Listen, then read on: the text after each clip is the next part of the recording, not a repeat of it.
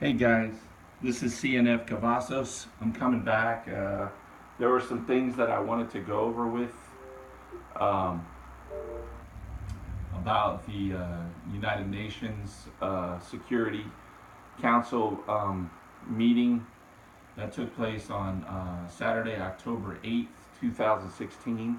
It was SC/12545. Um, there were two resolutions. There was an initial resolution that was prepared by France and Spain um, that was voted down and vetoed by Russia. I believe this was the fifth. Um, this was the fifth veto that Russia has used in regards to Syria. Um, they said that this was kind of like a waste of time, that they both knew that they weren't going to get it approved or whatsoever. On the French and Spanish resolution, they demanded an immediate halt to all aerial bombardments and military flights over the city of Aleppo. Okay, there's hidden rumors or whatever reports that Russia bombed a United States and Israeli command center that was over there with one of their aerial bombardments, and subsequently, the United States bombed an airport that killed dozens and dozens of Syrian military. So there's this tit for tat that caused the that was during the ceasefire that they supposedly had. Um, this thing is ratcheting up. Uh, as I mentioned in my previous video, Russia just right now in October, I think it ended October 6th or 7th, they had like a 3 or 4 day national drill outside of Moscow, to where the Russians were the Russian citizens were required to take part in a drill. Um, some of the things to note about these resolutions are the sides of the nations. Okay, who's on whose side? With the first one, there were 11 affirmative votes, 2 abstentions, Angola and China, and 2 negative votes, Russia and Venezuela. As you know, Venezuela has been allied with Russia, and that's what's going on with Venezuela right now. They're having an economic crazy chaos in Venezuela. People are starving. They're raiding food trucks. I mean, it's pretty wild right now in Venezuela. The economy of Russia has also been struggling because of all the sanctions and everything. But Russia has found ways around it. Now, Russia also proposed a resolution um, that urged an immediate cessation of hostilities, particularly in Aleppo, and it received a vote of 4 in favor: China, Egypt, Russia, and Federation, and Venezuela. Okay, so China and Egypt and Venezuela, all on Russia's side, and 9 against. The nations that were against: France, Japan, Malaysia, New Zealand, Senegal, Spain, Ukraine, United Kingdom, and the U.S. Okay, so there you go with the Ukraine, the UK, US. And the abstentions were Angola and Uruguay. Um,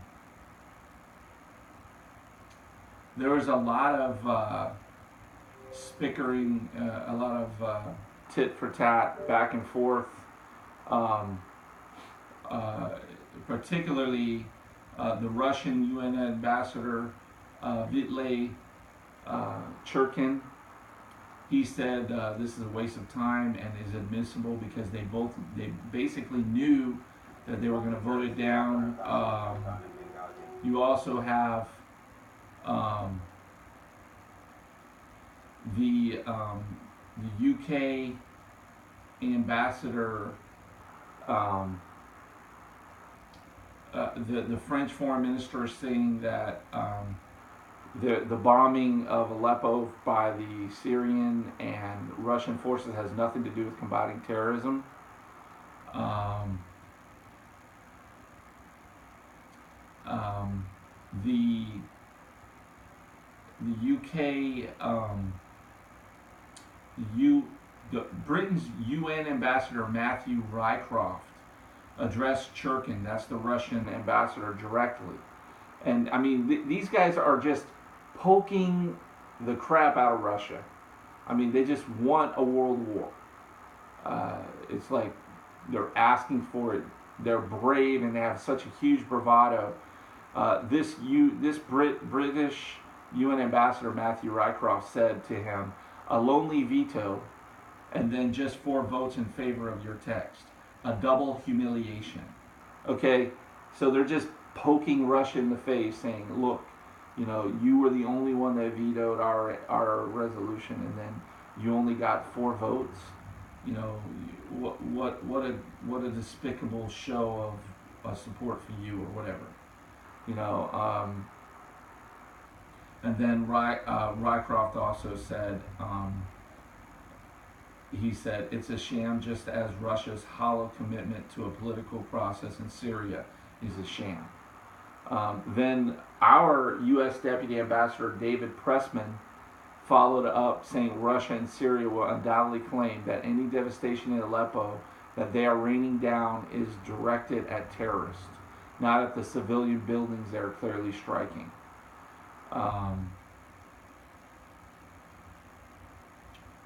They just went back and forth and bickered, but the Russian ambassador, he said he wouldn't react to the provocative rhetoric from the U.S. and Britain.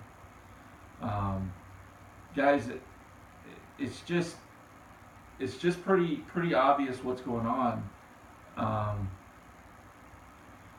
You know, there's a lot of thought as to like what's going on with the Obama administration, what's going on with the Hillary Clinton, Putin, I mean Hillary Clinton, Donald Trump election. You know, there's all these thoughts.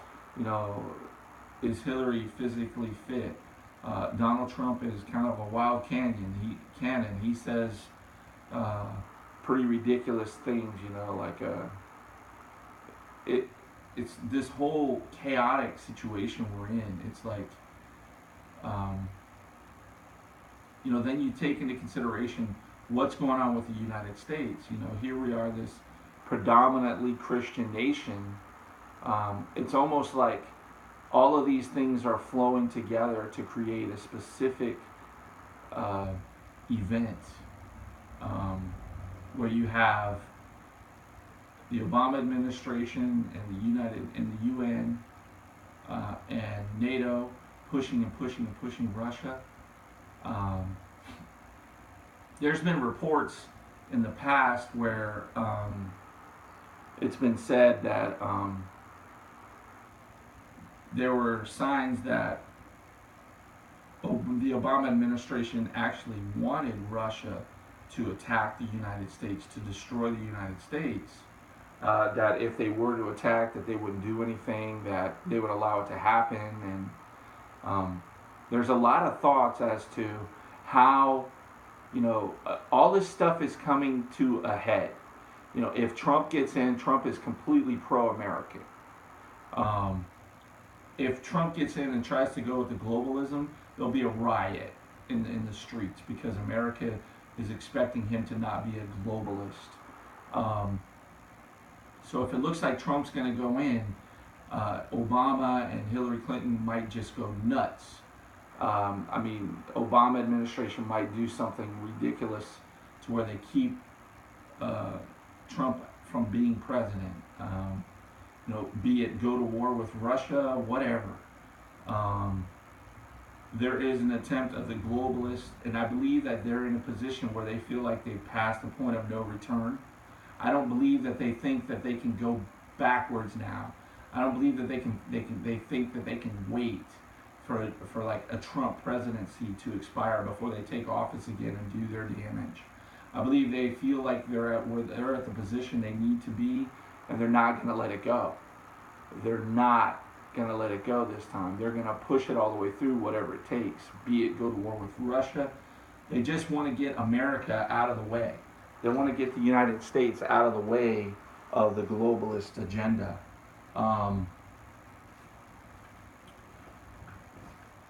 The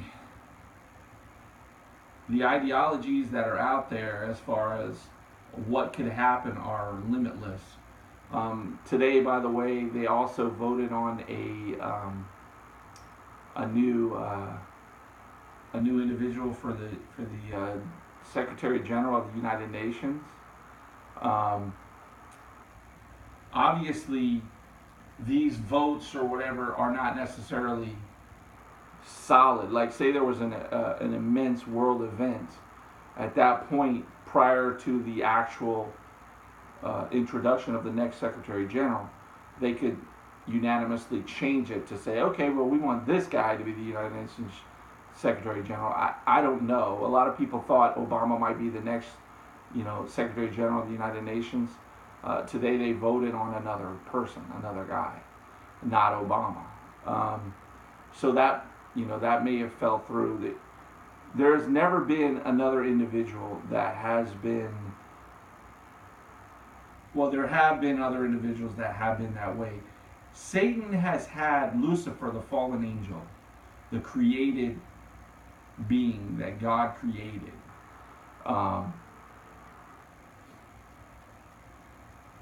He has always had to create a scenario where he would be prepared to put specific people in place to be the Antichrist, the false prophet, because he doesn't know. He does not know. He's not omnipotent like God is. He hasn't been, he doesn't know the beginning and the end. He doesn't know what God's plans are. He can't control things. So he has to be ready for anything to happen at any time. I believe that specific world leaders are in place right now to fulfill the roles of the Antichrist and the false prophet. Whether it be currently Obama at this threshold and change as the Antichrist, and Pope Francis as the false prophet. You have him pushing for all the Abrahamic faiths to become one, Christianity, Judaism, and Islam. So there are definitely signs of what is in place for specific things to take place. Obviously, we're at an explosive point in history, but one thing is clear. With the way that Syria is being destroyed, look up some of the drone footage of the destruction in Syria. It's ridiculous. It's unbelievable. It's clear that we are definitely in the last days. Get saved. Call on Jesus Christ for forgiveness of your sins. There's so much going on in this world right now. Things are about to come to a head. No matter what, no matter who gets in the, let's say that there's no attack by Russia to where there's a world war right now before the election, before January. Let's say Trump gets in or Hillary Clinton gets in as president. We still have all these problems. We still have China building islands. We still have the war in Syria. We still have them trying to divide the land of Israel. That's another thing. Okay, you have to understand that God, just recently Putin pushed again to create, to restart the division of Israel again, the peace process between Palestine and Israel, they call it. Nations that are for the dividing of the land of Israel are cursed. Anyone that supports the dividing of the land of Israel, breaking the Abrahamic covenant between the children and the seed of Isaac, Jacob, anybody that's for that is cursed. Anybody that divides the land of Israel, when that happens, that's going to create the Battle of Armageddon, the last days. These guys are pushing for that. Get saved, call on Jesus. He will forgive you no matter what you've done to this point.